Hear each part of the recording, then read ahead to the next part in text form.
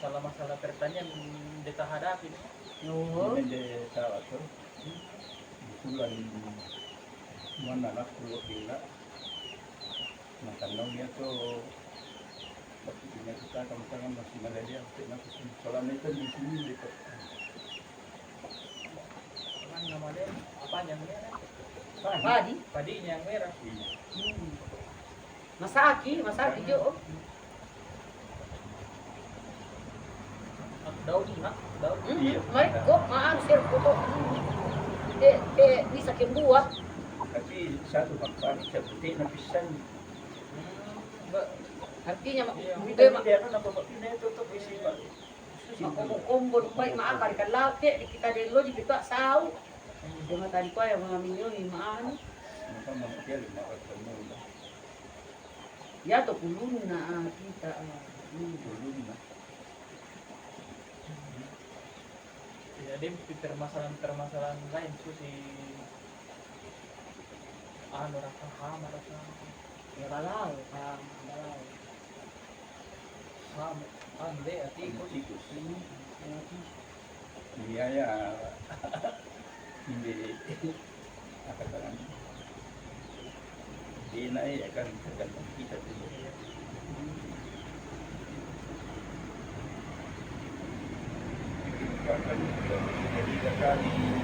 Tiga kali musim. Tiga kali musim dia sa balabati. Matikus, penyakit, Pertama, kalau dipanen tahu, kalau di panen susiliu. Kayak di mana dadi. semua ini dia ano? iya. Masih panjang hindi sahagos. Yang kan nabat na sirpo.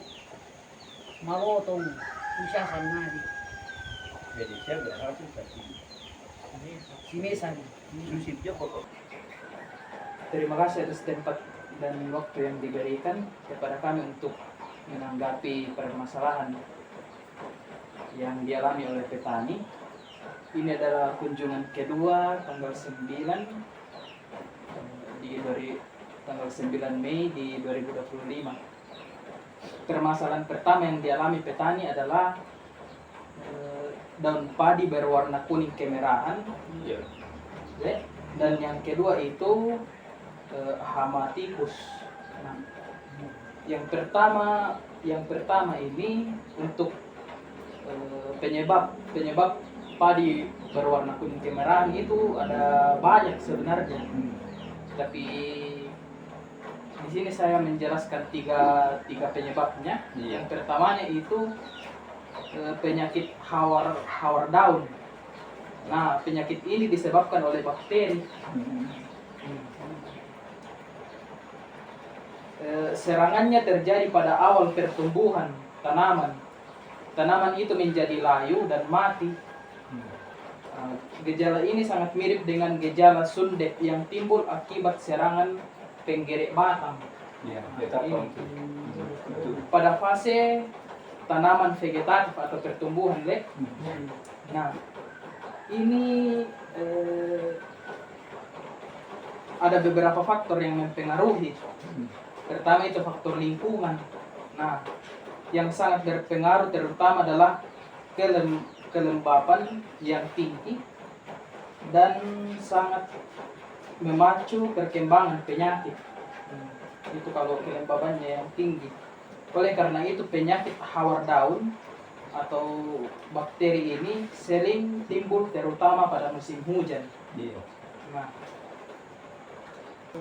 oleh karena itu untuk menekan perkembangan penyakit hawar daun disarankan untuk tidak memupuk tanaman dengan nitrogen.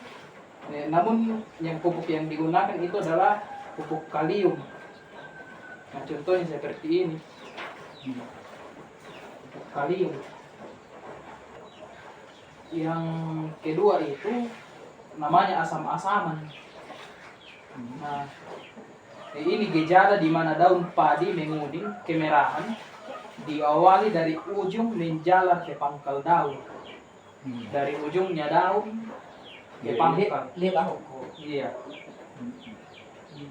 Tak lama kemudian mengering dan pertumbuhannya macet. atau tidak bertumbuh ini. Iya. Asam-asaman sangat mungkin dicegah dengan beberapa cara. Pertama itu perbaikan drainase pengairan. Yang kedua itu melakukan penundaan waktu tanam sampai proses pelapukan sisa bahan organik selesai dengan sempurna. Yang ketiga itu pengapuran lahan dengan dolomit, kapur dolomit dikapur.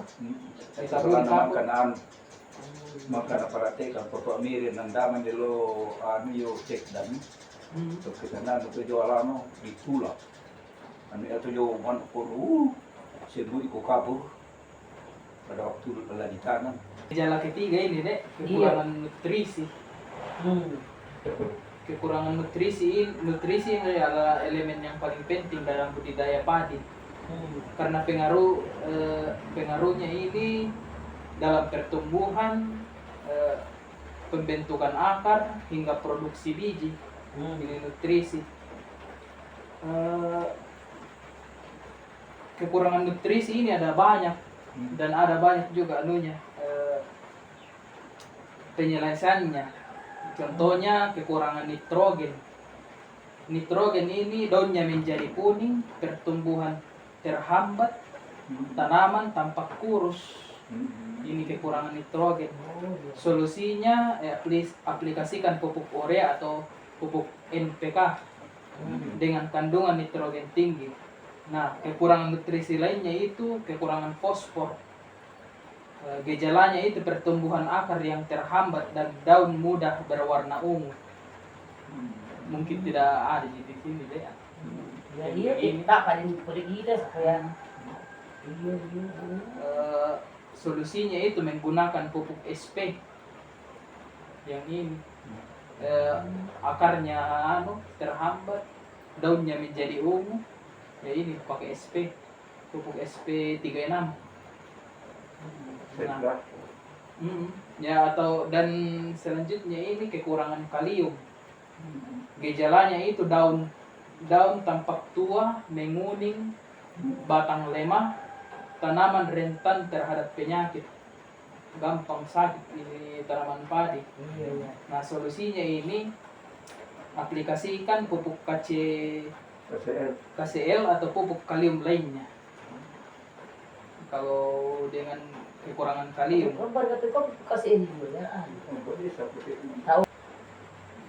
Yang keempat ini kekurangan mikronutrien.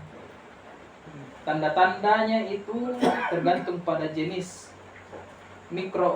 mikronutrien yang kurang, seperti klorosis atau kekuningan daun. Nah, solusinya ini menggunakan pupuk mikro yang mengandung unsur-unsur seperti besi, zinc, dan boron. Ya, masuk ini di permasalahan kedua, tentang hama tikus. Nah, di sini dijelaskan tikus sawah merupakan hama tanaman padi yang tiap tahun serangannya lebih dari 17% luas area padi. Join di daerah saya nggak sapu kita, biasa sampai napurata dan ladi pan. Sampai 75%. Ya, kau den muka tuh ten apa nih? Tanda. Dikasih. Setidaknya ini untuk teknik pengendaliannya ada 9 cara. Yang pertama itu panen serempak. Iya, betul. Tanam dan panen serempak. Nah, dalam satu hamparan diusahakan selisih waktu tanam dan panen tidak lebih dari 2 minggu. Iya. Selisihnya antara misalnya ini dan lain belangan. Yang kedua ini sanitasi habitat. Dilakukan selama musim tanam padi, yaitu dengan cara membersihkan gulma dan semak-semak pada habitat utama tikus yang meliputi tanggul irigasi, selokan, jalan sawah, batas perkampungan, pematang, parit, saluran irigasi, dan lain-lain. Jika dilakukan minimalisir ukuran pematang, tinggi dan lebar pematang 30 cm agar tidak digunakan sebagai tempat bersarang. Maka dek kalau si gali, ya nangi kalau terlalu lebar. Yang ketiga ini gerakan bersama, gotong royong. Iya. Nah, gerakan ini dilakukan serentak pada awal tanam, melibatkan seluruh petani. Gunakan berbagai cara untuk menangkap, membunuh tikus seperti penggalian sarang, pemukulan, penjeratan, pengoboran malam, pemburuan dengan anjing, dan sebagainya. Yang keempat ini fumigasi. Fumigasi dapat efektif membunuh tikus dewasa beserta anak-anaknya di dalam sarang. Agar tikus mati, tutuplah lubang tikus dengan lumpur setelah difumigasi dan sarang tidak perlu dibongkar. Lakukan fumigasi selama masih dijumpai sarang tikus, terutama pada stadium generatif pagi. Maksudnya ini nih Arun, fumigasi itu diasap beracun, asap yang memang asap racunnya tikus. Iya, kita din magkakasisi at bakan. Disemprot tanah, Ya. itu ya selang anak-anak mati. Ano man, ito Tapi yang kasi. kita ini doang. Fumigasi. Yang kelima adalah TBS dengan tanaman perangkap diterapkan terutama di daerah endemik tikus dengan pola tanam serempak. TBS berukuran 20 x 20 meter dapat mengamankan tanaman padi dari serangan tikus seluas 15 hektare. Yang keenam ada linear trap barrier system. Ini teknologi yang diterapkan di pertanian ini. Yang ketujuh itu pemanfaatan musim alami. Cara termudah ini adalah dengan tidak mengganggu atau membunuh musuh alami tikus, khususnya pemangsa seperti burung hantu, burung elang, kucing, anjing, dan lain-lainnya.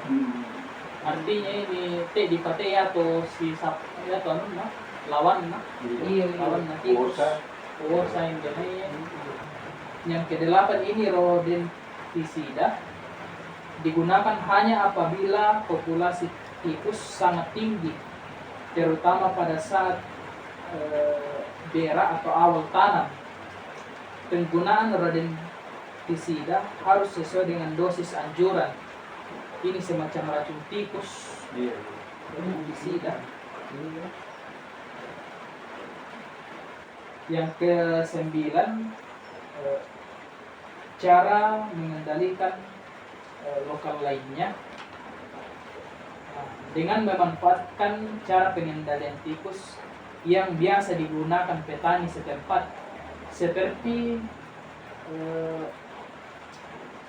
penggunaan sarang tikus, penjaringan, perangkap, bunyi-bunyian, dan cara lainnya.